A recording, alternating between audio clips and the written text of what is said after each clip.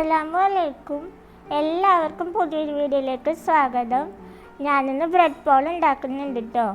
വളരെ ഈസി ആയിട്ട് നമുക്ക് ഉണ്ടാക്കിയെടുക്കാൻ പറ്റുന്ന ഒന്നാണ്. അപ്പോൾ എല്ലാവരും വീഡിയോ കണ്ടു നോക്കണേ. ഞാനിപ്പോൾ ആദ്യം തന്നെ ഇതിലേക്കുള്ള ബ്രെഡ് എടുത്തിട്ടുണ്ട്. ഞാനിപ്പോൾ ബ്രെഡ് പോളേക്ക് ഒരു 8 ബ്രെഡാണ് കേട്ടോ ഞാൻ എടുത്തിട്ടുള്ളത്. നമ്മൾ എടുക്കുമ്പോൾ ആ ഒരു ബ്രെഡിൻ്റെ സൈഡ് ഭാഗമൊക്കെ ഉണ്ടല്ലോ, അതൊക്കെ കട്ട് ചെയ്ത് മാറ്റിയിട്ട് വേണം കേട്ടോ നമ്മൾ ബ്രെഡ് എടുക്കാൻ.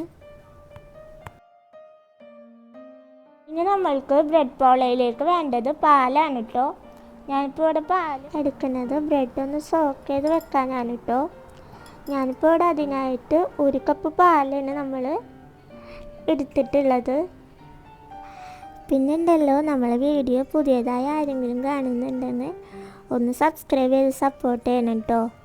പിന്നെ നമ്മളെ വീഡിയോ കാണുമ്പോൾ ഇഷ്ടമാവണമെന്ന് എല്ലാവരും ലൈക്ക് ചെയ്യാൻ മറക്കരുത്. ഇനി നമ്മൾക്കിതൊന്ന് മാറ്റി വെച്ച് കൊടുക്കാം. അടുത്തത് എന്താണെന്ന് നോക്കാം കേട്ടോ. ഇനി നമ്മൾക്ക് ബ്രെഡ് പോളയിലേക്ക് വേണ്ടത് കോഴിമുട്ടയാണ് കേട്ടോ. ഞാനിപ്പോൾ ഇവിടെ ഒരു 8 കോഴിമുട്ട എടുത്തിട്ടുണ്ട്. പിന്നെ ഉണ്ടല്ലോ, നമ്മൾ ഒരു 2 കോഴിമുട്ടയും ഒരു 6 കോഴിമുട്ടയുടെ വെള്ളം മാത്രം ഒരു ബൗളിലേക്ക് എടുത്തിട്ടുണ്ട് കേട്ടോ. പിന്നെ നമ്മൾ ആ ഒരു 6 കോഴിമുട്ടയുടെ മഞ്ഞ ഉണ്ടാവുമല്ലോ, അത് ഞാൻ വേറൊരു ബൗളിലേക്ക് ആക്കി എടുത്തിട്ടുണ്ട്. ഇത് രണ്ടും നമ്മൾക്ക് ബ്രെഡ് പോളേക്ക് വേണം കേട്ടോ.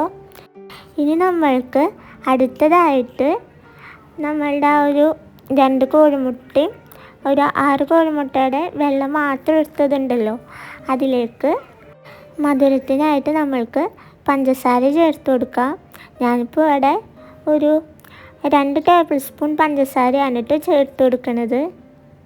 മധുരമൊക്കെ നമ്മളുടെ ഓരോരുത്തരുടെ ഇഷ്ടത്തിന് ചേർത്ത് കൊടുക്കുക. എന്നാലും കുറച്ച് മധുരമായിട്ട് ഇരിക്കുന്നതാണ് കേട്ടോ ടേസ്റ്റ്. പഞ്ചസാര ചേർത്ത് കൊടുത്തു കഴിഞ്ഞാൽ നമ്മൾക്ക് ഇനി ഒരു മുട്ടയിലേക്ക് കുറച്ച് പാൽപ്പൊടി കൂടി ചേർത്ത് കൊടുക്കുക. ഞാനിപ്പോൾ ഇവിടെ ഉണ്ടല്ലോ പാൽപ്പൊടി ഒരു 2 ടേബിൾ സ്പൂൺ പാൽപ്പൊടിയാണ് കേട്ടോ ചേർത്ത് കൊടുക്കണത്. ഇനി നമ്മൾക്ക് കുറച്ച് വാനില എസൻസും കൂടി ചേർത്ത് കൊടുക്കുക ഒരു ഫ്ലേവറിനായിട്ട്. ഇനി നമ്മൾക്കുണ്ടല്ലോ പാലിൽ സോക്ക് ചെയ്ത് വെച്ചിട്ടുള്ള ഒരു ബ്രെഡും നമ്മളുടെ ആ ഒരു മുട്ടയുടെ മിക്സും കൂടി നന്നായിട്ട് മിക്സിയിൽ അടിച്ചെടുക്കാം കേട്ടോ.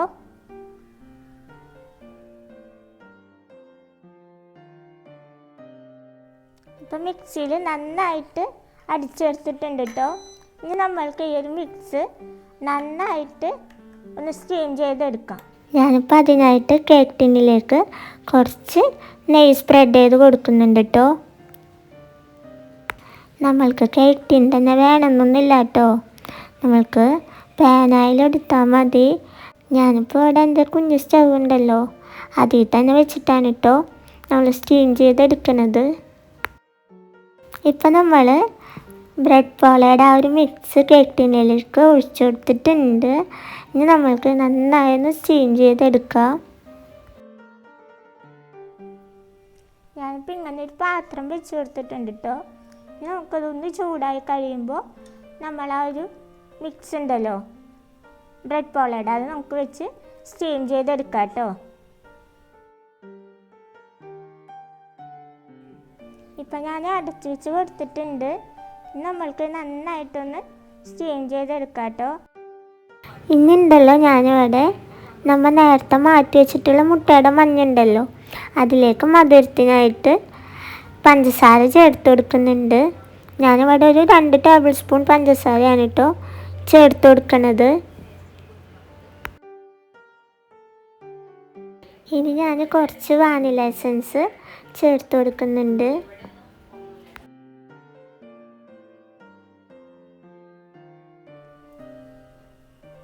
ഇപ്പം നമ്മളുടെ ബ്രെഡ് പോളും ഏകദേശം കുക്കായി വന്നിട്ടുണ്ട്. ഇനി നമ്മൾ എടുത്തു വെച്ചിട്ടുള്ള ഈ ഒരു മുട്ടയുടെ മഞ്ഞുണ്ടല്ലോ, അത് നമുക്ക് മുകളിലായിട്ട് ഒഴിച്ചു കൊടുക്കാം കേട്ടോ. നമ്മൾ ആ ഒരു ബ്രെഡ് പോളയുടെ മുകൾ ഭാഗം നന്നായി ഒന്ന് വെന്ത് വരുമ്പോഴാണ് കേട്ടോ ഒഴിച്ചു കൊടുക്കേണ്ടത്. ഇനി നമ്മൾക്കിതൊന്ന് തുറന്ന് നോക്കാം കേട്ടോ.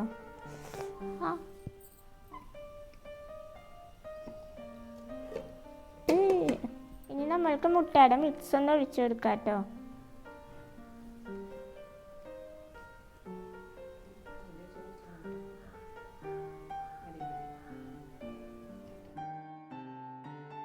നമ്മൾക്ക് ഒന്നും കൂടി ഒന്ന് അടച്ചു വെച്ച് കൊടുക്കാം കേട്ടോ.